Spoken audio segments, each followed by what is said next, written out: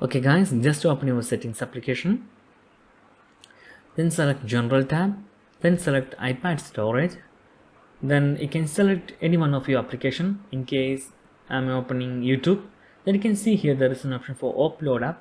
It is just like a delete app or an uninstall applications, but it is you can see here my screen.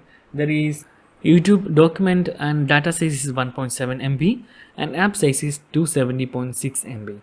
So if I offload this application, my device is keep 1.7 MB and our device get 270 MB for uploading this application. So if we install this application again, our phone will be use 1.7 MB, the same previous data. It is very useful in the basis of games, like if you are playing game that have 4 GB data, 4 GB in app size, and documents data size is below than 100 MB.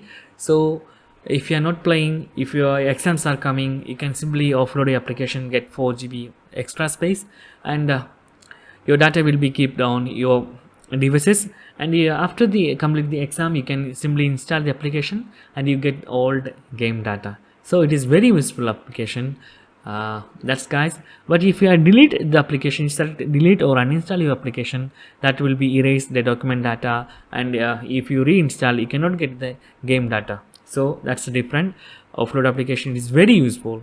Okay guys, and that's guys very simple tutorial. If you need any kind of Android or iPhone tutorial, just comment below. I will post your replays as videos so you can easily watch and understand it.